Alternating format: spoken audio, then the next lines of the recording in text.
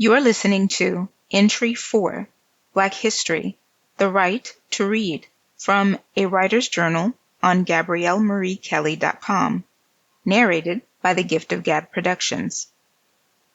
I have been a bookworm from birth, and reading has always been my sanctuary, my escape, and my portal to knowledge.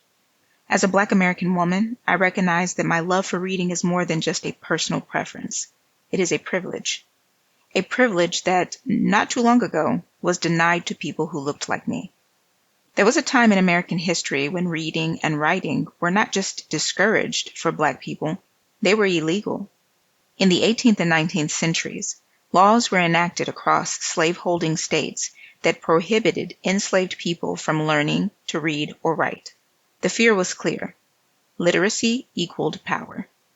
Knowledge would open minds, ignite ideas, and ultimately threaten the institution of slavery.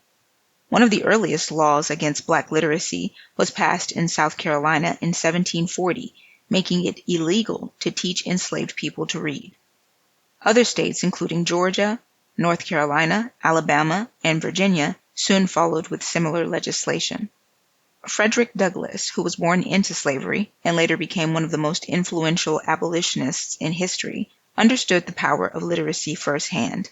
In Narrative of the Life of Frederick Douglass, an American Slave, he wrote, "Once you learn to read, you will be forever free."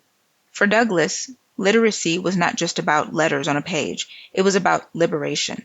He recounted how his enslaver's wife initially began teaching him to read, only for her husband to forbid it, stating that literacy would ruin him as a slave.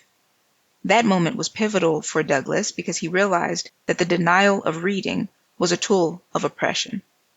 After the Civil War and the abolition of slavery, literacy became a major priority for freed African Americans.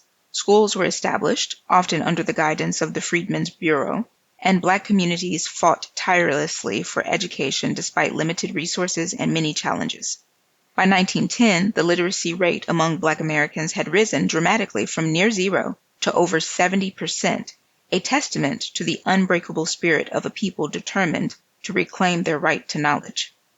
Even so, the journey to education and literacy did not end with legal rights. Throughout the 20th century, many challenges such as segregation, underfunded schools, and educational disparities continued to make access to quality literature and learning opportunities difficult. And today, in the 21st century, while laws no longer prevent us from reading, there is still a need to cultivate a love for learning and literacy in Black communities. This is one of the many reasons why I take reading seriously. I am not just turning pages.